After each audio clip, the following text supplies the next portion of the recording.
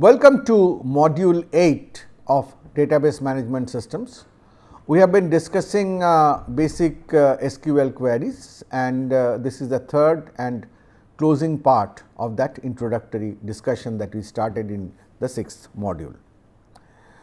So, just to quickly recap, these are the things that we did in the last module, completing the understanding of basic operations, the null values and aggregate functions.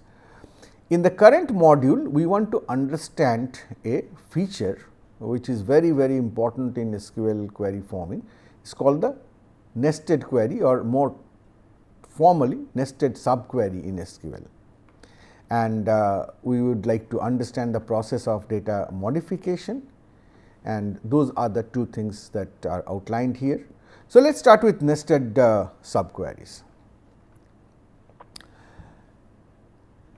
A subquery is necessarily a select from where expression that is nested within another query. These are the key things, where expression. So, it is nothing new over what we have already learnt, but it is a part of another query. It is nested within another query, and that is the reason it is called a subquery. So, it by itself is not the result. This will be used, this is a select from where expression that will be used in a nested form in some other query to actually generate the result. So, that is a nested subquery. So, the nesting can be done in one or more of the three clauses that a select from where SQL query has. An attribute can be replaced, a relation can be any valid subquery, or a subquery could form the part of a predicate in the where clause. All of these are possible. So, we will discuss them one by one. So, first we will start by discussing how subqueries work in the where clause. The common use for having subqueries in the where clause is to perform different kind of tests for membership, comparison, cardinality and so on. So, let us look at this. You have already seen this query before. Find courses offered in fall 2009 and in spring 2010. Earlier we have shown different ways of coding this. Now, we are showing yet another way to be able to code this in SQL. So, first from the beginning, certainly we need the courses. So, the select clause is trivial. It has to be the distinct course IDs. Certainly, the information will come from section, which has information about offering of courses, as we have also seen already. So, those two are no brainer. Now, let us see how do I find courses that are offered in fall 2009 and in spring 2010. So, again the first part, the courses offered in fall 2009 is coded in this part, in part of the where clause predicate, where it is a semester has to be fall and year is 2009. So, this part is also done. Now, we need to ensure that whatever, I mean if I assume that after this part were not there, then this will only give me courses which were offered in fall 2009. But we want the courses that are in fall 2009 and in spring 2010. So, we do something interesting. What we do is we write a separate query here, which is courses that are offered in spring 2010. Select course ID just in the same way, select course ID section semester year. So, this particular query will give me the courses offered in spring 2009. So, what do we have? In one part I have, so if you look at this part, this courses that happened in fall 2009. If you look at this part, courses that happened in spring 2010. Good. Now, what I want? I need that I am interested in the courses that happen in both. So, for a course that exists here, I want to specify that course ID must be present here. So, what I am checking for? I am checking for a set membership. This is a set, right. So, I am trying to check whether that course ID which is being selected in the first part exists in is another keyword in this particular relation that is specified by the second part of this query, which is courses offered in spring 2010. If it is, if the course ID is present, then that course must have been offered in both the semesters. If it is not present, then it is offered only in fall 2009 and not in spring 2010. And certainly, the courses that were not offered in fall 2009 and only offered in spring 2010 will feature here, but they do not exist here. So, they will never come up for test. So, as a result, what I get finally is the effect of computing courses that are offered in fall 2009 and in spring 2010.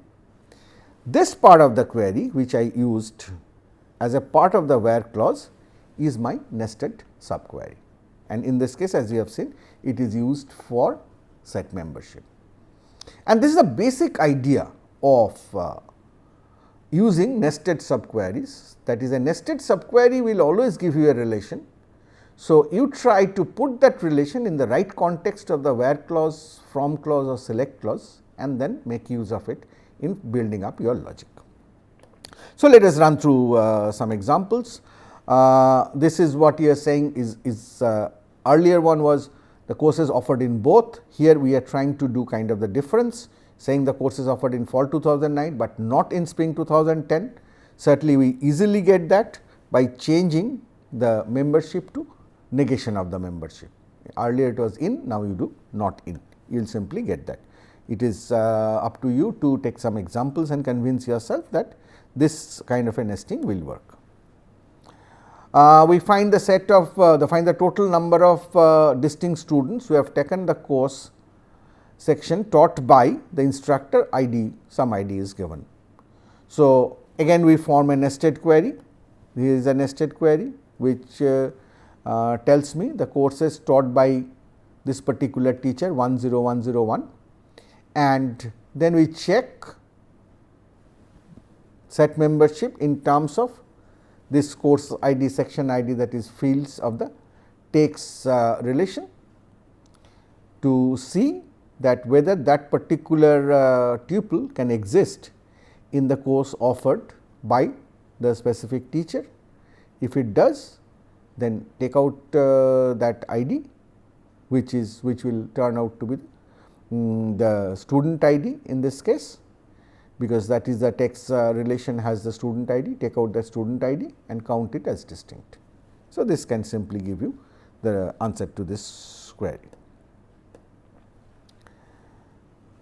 Obviously, we agree that this can be written in a simpler form also, but we are including it here just for the sake of illustrating the feature.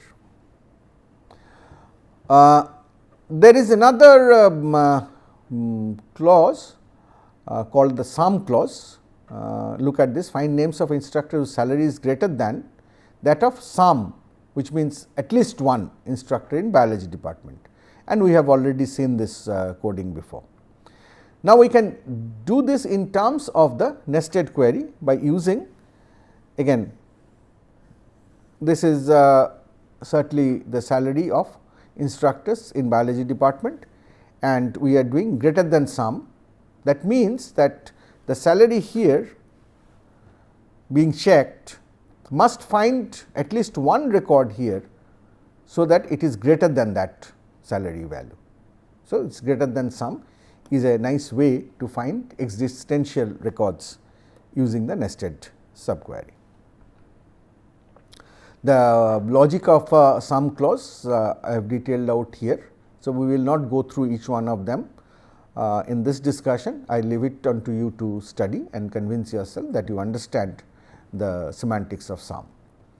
So, similarly, we have an all clause which say that if we want to say find the names of all instructors whose salary is greater than the salary of all instructors in the biology department, in place of sum we will write all, and it will check, every salary will check with the whole set of salaries in this subquery, and only if that is greater, then that particular record, that particular name will be included in the result, otherwise it will be excluded from the result. Similar to sum, there is a basic semantics of all, which is also worked out here, and I leave that to your study at home. You can test for empty relations by using the exists construct. So, if you say exists R, then that is a predicate which mean that R is not empty. If R is empty, then exist is false, and not exist is the negation of exist. So, it can be used to specify the query like find all courses taught both in fall 2009 and spring 2010. So, all that you have to do, earlier you did it by set membership. So, now you are trying to do this by this exist. So, you are saying that this is again the same query which gives you the courses that are in spring 2010 and also in this fall 2009, and you check whether this relation, whether this particular nested query is an empty one or not. If it is an empty one, then exist will fail and the whole where clause will fail. If it is not an empty one, then you have found such an entry, it was offered, and therefore, it will get included. So, these are just different ways of expressing similar things, but what you should note is the nested subquery is a very convenient way to frame up the logic in multiple different ways that you would like to do. So, these are the different names given, the correlation name and the correlated subquery. Incidentally, the nested query is often referred to as the inner query, and the query in which the nesting has happened is known as the outer query. Here is another example which illustrate the use of not exist, so which I leave it for your own study. We can check for uniqueness, that is test for absence of duplicate tuples by using the unique keyword. So, we can you can see here that here is a nested query, and we are using unique to find out all courses that were offered at most once in 2009. So, if a course was offered more than once, then naturally multiple records will feature, and the result, the unique will fail. Unique will be true only if there is only one entry which shows that it is offered at most once in that semester. Now, we move on. So, we have been discussing about subqueries in the where clause. Now, we move on to subqueries in the from clause. So, as we have already seen, a nested subquery is a relation.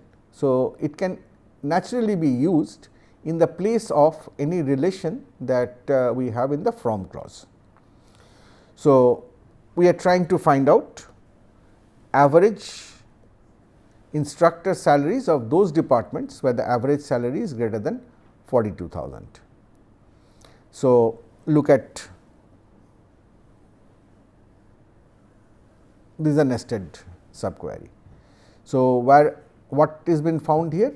This will compute the average salary, department wise average salary, which we have already seen, group by department name, and then you do average on the salary and you give that field a new name. So, which means that this is equivalent to having a relation which has two attributes,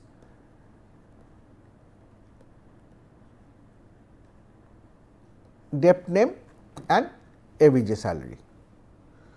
So, from that you are now trying to do the selection, and what is the condition? That the average salary has to be written. So, you already have that as a part of the field, the average salary. So, you just need to put that in the where clause, and you have only those coming out of this particular relation where average salary is greater than 42,000 to be selected in this select query. So, these will feature in the output of this selection. So, that is how you can very easily use a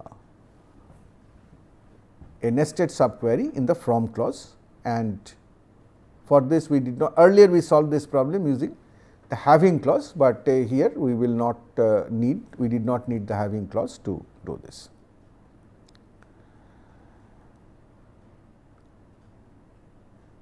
There is this is another way. So, here what we have done is the same. If you look into the nested subquery, this is actually the same. All that we have done, we have given it a new name by the renaming feature, and then this as if becomes a relation, and on that the computation is done. Rest of it is similar. There is a with clause that provides a way of computing a temporary relation, and that can be subsequently used. So, let us look at example. So, we are trying to find all departments with maximum budget. So, this is my basic query. We want to find department name, department.name, that is the department's name, from the department table, and the budget must be same as the maximum budget. So, for that I need to know the maximum budget that exists across the department. So, look at what has been done here. We have a nested query which aggregates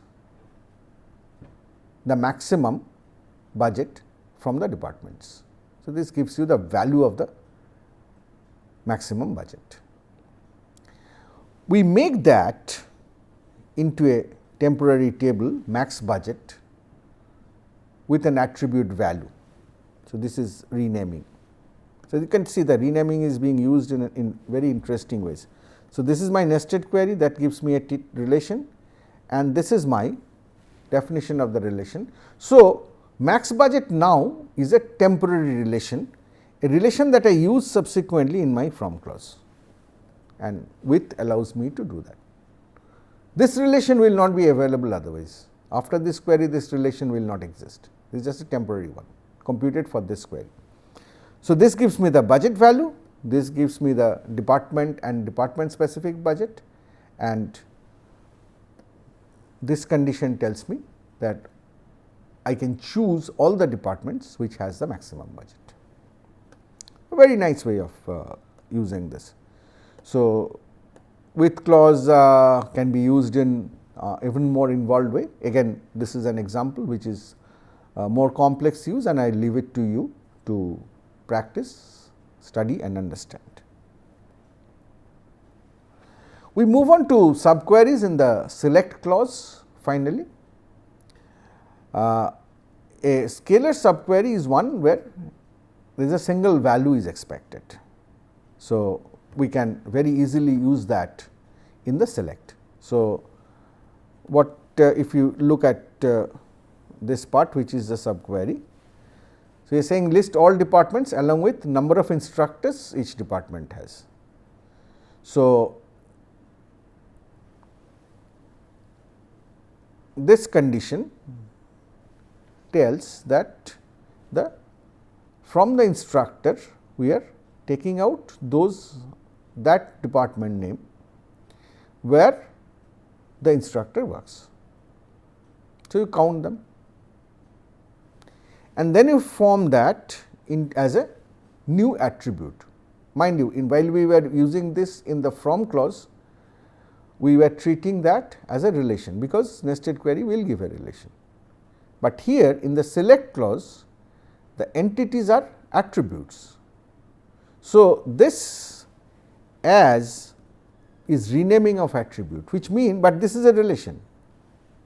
That is why this notion of scalar subquery is required. That is, though this is a relation, what does the relation compute? It computes a single value.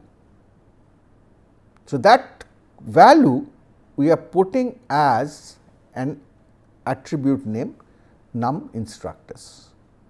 So, we have department name and the number of instructor therein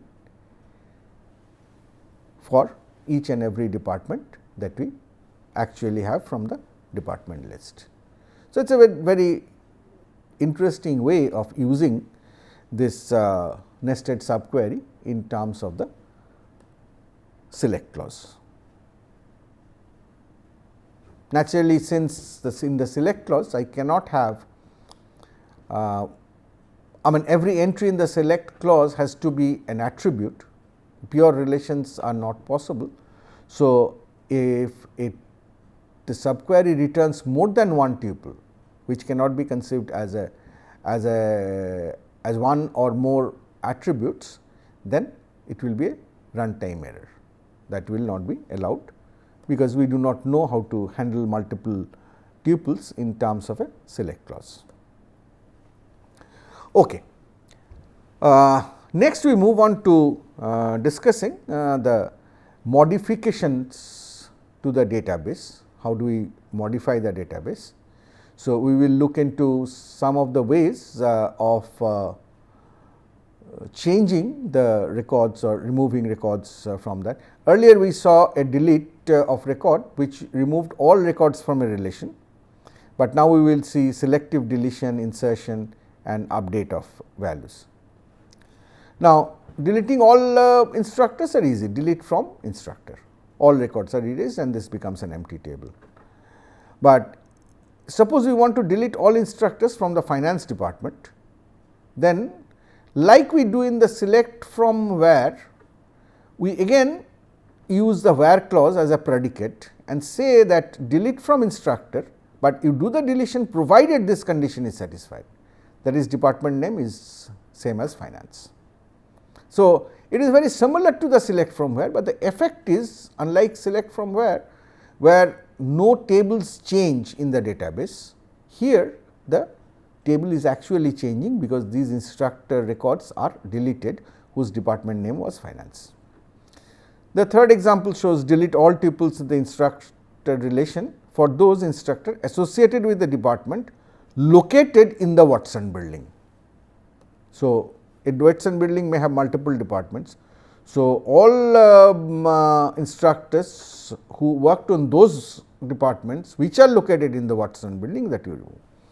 So, you do this is again you are using nested query. Now, you know how to use a nested query. So, you use nested query which will give you the names of departments, which it gives you a relation with a single attribute with names of departments housed in the Watson building. Then you use the set membership to check whether a particular department belongs to that set. If it does, then it is in Watson building, otherwise it is not in Watson building. If it does belong to the Watson building, then this where clause becomes true and the corresponding instructor record is deleted, and that is how this whole different kinds of selective deletion can happen. Delete all instructors whose salary is less than the average salary of instructor. Again this is, so you compute the selection subquery which computes the average salary and check if the salary is less than the average salary and delete that. Sounds straightforward, but just wait a while, just wait. I mean, did we do a right thing? An average salary is computed by taking the sum of all salaries in the relation and then dividing it by the number of relations. This has to be the average salary. Certainly, if I remove a record, then the average itself will change. So, if I write the query in this manner, then what I am saying on the face of it looks correct, but then actually can it be correct, because the moment a condition is satisfied and that record is deleted, this average value itself has changed. So, that is not, so that will depend, then the result will depend on the order in which the deletion is happening, but that is not what was meant. What was meant is take all the records for the present, find out the average, find out all records which have a salary less than that average and remove them. So, this initially easy trivial looking solution is not actually correct. So, you will have to do the solution in two stages. First, compute the average salary, find all tuples to delete. Next, delete all tuples found above without recomputing the average. In the present solution, the average is recomputed, which is the wrong thing. So, again I will leave that for you to solve. We move on to looking at modifications in terms of insertion. So, we had seen this earlier. We can add a new tuple by insert into, then the relation name, then you say values and the tuple of values.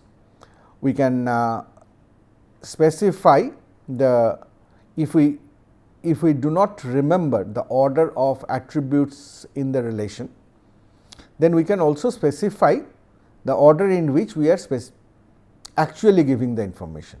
So, you are saying insert into course, and what we have done here is we have actually specified the order in which the attributes occur, and that order and the order of values must be the same.